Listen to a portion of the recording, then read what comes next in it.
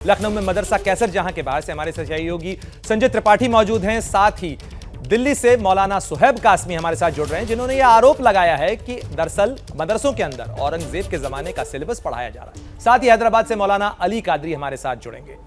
तो सबसे पहले मैं रुख करूंगा सुहैब कासमी साहब आप ही का। आप कह रहे हैं कि मदरसों के अंदर 400 साल पुराना यह सिलेबस पढ़ाया जा रहा है, इसका कोई स्टैंडर्डाइजेशन नहीं है। किस आधार पर कह रहे हैं आप ये? देखिए, ऐसा है, हालात के एतबार से पूरी दुनिया के अंदर एजुकेशन के अंदर, चाहे यूनिवर्सिटियां हों, कॉलेज हों, मॉडर्न एजुकेशन हो या इस्लामिक यूनिवर्सिटियां हों, सभी ने अपने यहाँ जो है चेंज किए हैं और सब सिलेबस को हर 5 साल में 10 साल में जो है मॉडर्नाइज तरीके से उसको अपडेट करते हैं।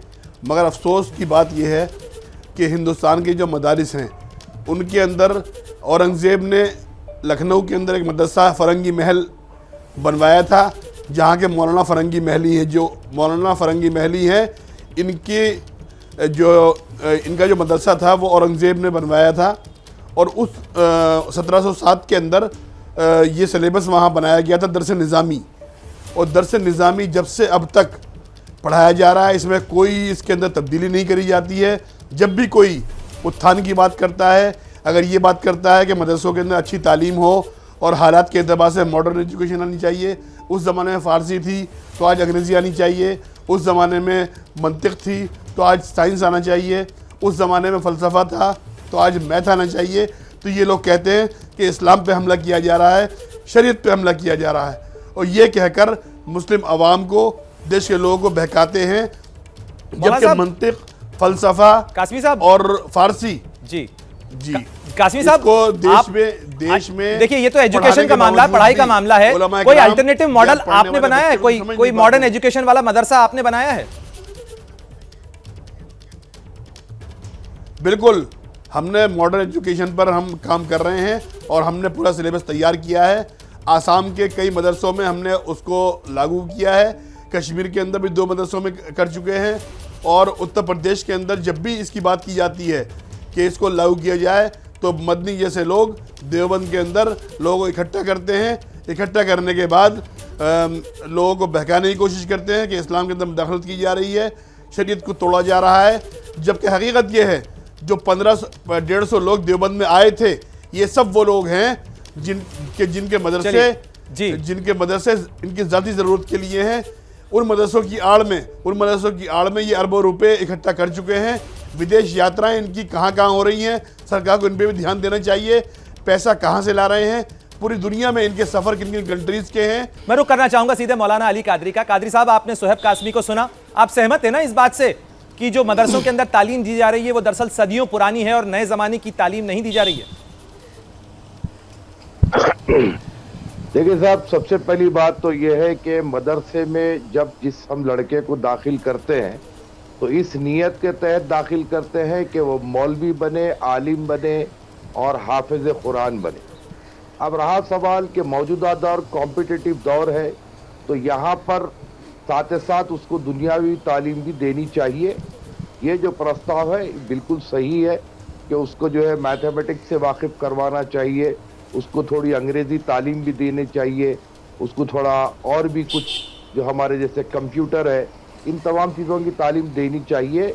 और बहुत सारे मदारिस में ये काम हो भी रहा है। अब रहा सवाल, ये जो कासमी साहब ये जो बात कर रहे हैं, ये तो ऐसे मालूम हो रहा है कि ये मदरसों के ख़िलाफ़ में अपने बेड़ा उठा करके ये बैठे हैं और मदरसों के ख़िलाफ़ इनको आवाज़ उठाना इनकी अपनी ये जिम्मेदारी समझ रहे हैं। ये ख़तई गलत है। तब औरंगज़ेब को ये मदरसों की तालीम से जोड़ रहे हैं, सिलेबस से जोड़ रहे हैं, तो ये कहीं ना कहीं इनके दिल में मदरसों के मुताल्लिक़ जो जहर है वो जाहिर हो रहा है। कादरी साहब, क्या आप ये कहना चाहते हैं कि ये औरंगज़ेब का बनाया सिलेबस नहीं है जो पढ़ाया जा रहा है? मैं कंप्लीट कर लूं पहले, मैं बोलूं। देखिए साहब, औरंगज़ेब ही नहीं, ये जो सिलेबस है मदरसों का, ये 400 साल बोल रहे हैं, मैं 1400 साल कहूंगा।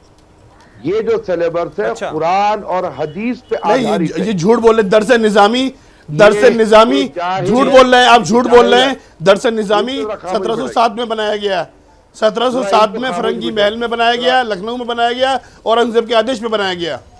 मैं ऐसे बात नहीं करता, मैं बात नहीं करूंगा, मैं बीच में नहीं बोला, मेरे बीच में कोई नहीं बोलेगा। आप ये कह रहे हैं कि कासमी साहब जरा उनकी दलील सुन लें, उनकी दलील चला रहे हैं, हमारे मदरसे खुद हैं, हम मदरसों के हम पढ़े हुए हैं और मदरसे में हजारों उलमा हमसे जुड़े हुए हैं जो चाहते हैं कि मदरसों के अंदर मॉडर्न तालीम भी आए और मदरसों का निज़ाम तालीम भी बदले।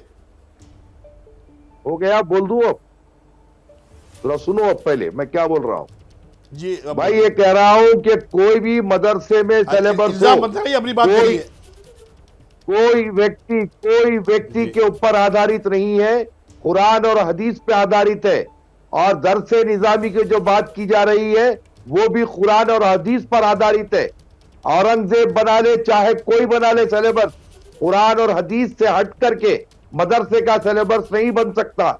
लेकिन ये जो है यहाँ पर इंतहा की जा रही है कि औरंगजेब से जोड़ने की कोशिश की जा रही है। देखिए साहब, मैं आपको एक बात बड़े क्लियर तौर पर ये कहना चाहता हूँ, फारसी कुरान हदीस है, कासमी साहब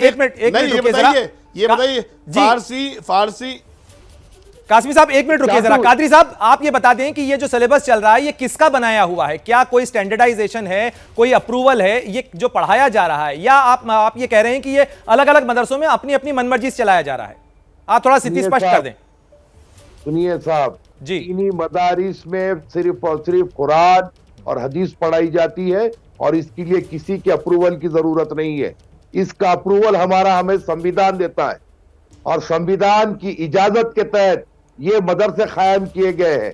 जिस तरीके से यहाँ पर आश्रम है, जिस तरीके से और भी धर्म के जो तालीम के लिए यहाँ पर जो स्टडी सर्कल्स बनाए जाते हैं, उसी तरीके से दीनी मदरसा है।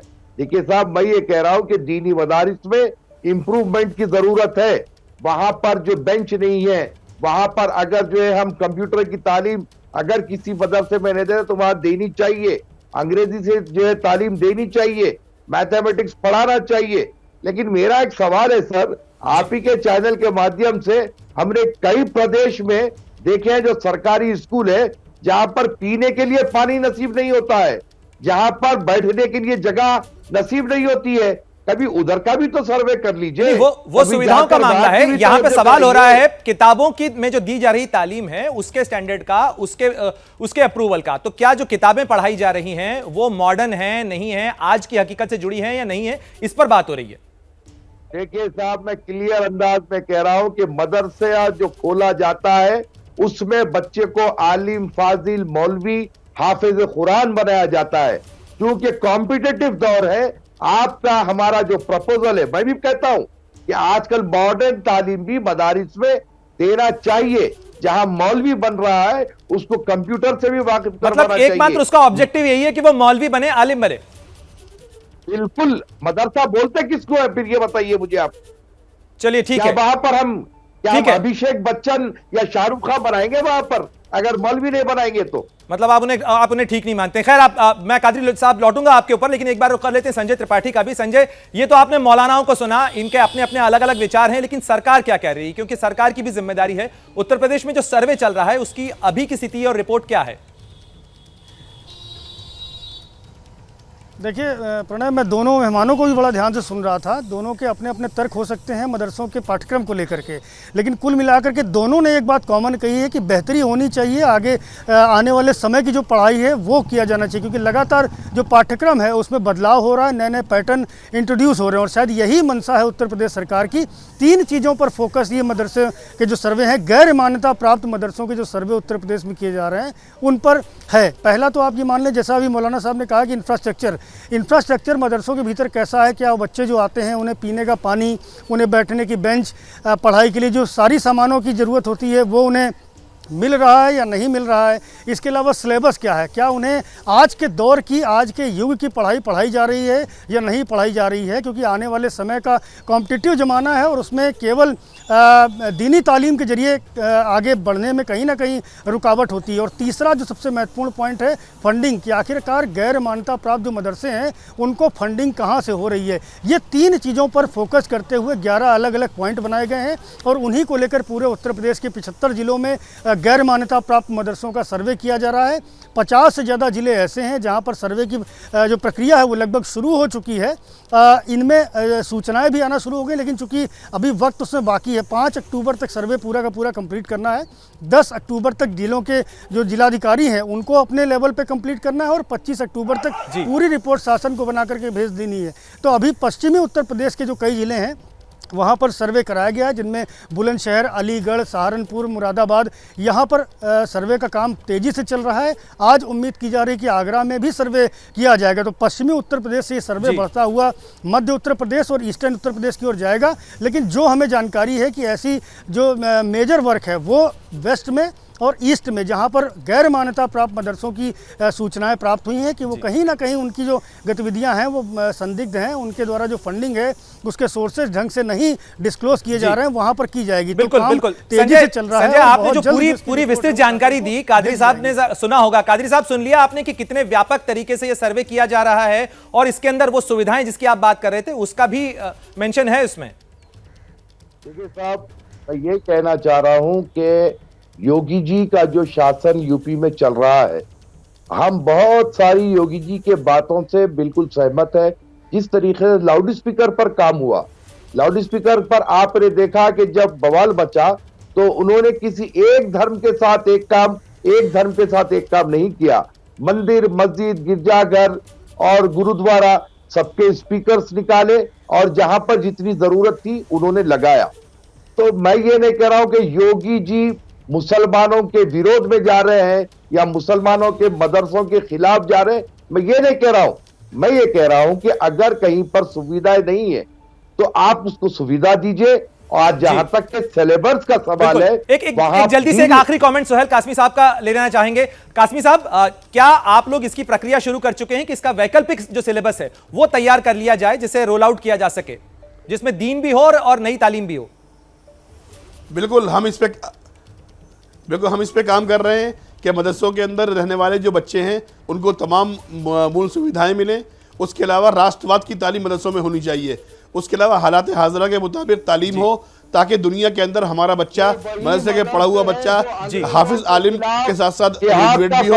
और शुक्रिया आप सभी का, जो है राष्ट्र निर्माण के अंदर आपका भी, कादरी साहब आपका भी, और संजय त्रिपाठी तमाम जानकारी को हमारे साथ साझा करने के लिए। तो निश्चित रूप से कोशिश जो है, मंशा है सुधार की, और इसी के लिए ये सर्वे किया जा रहा है। जैसे ही घड़ी का काटा दोपहर 2:30 पे आए, बबीता जी का दिल सास बहू साजिश के लिए मचल जाए।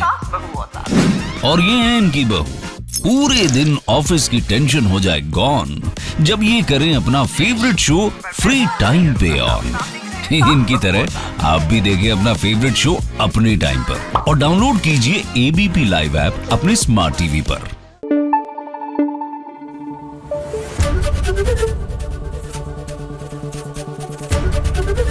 एबीपी न्यूज आपको रखे आगे।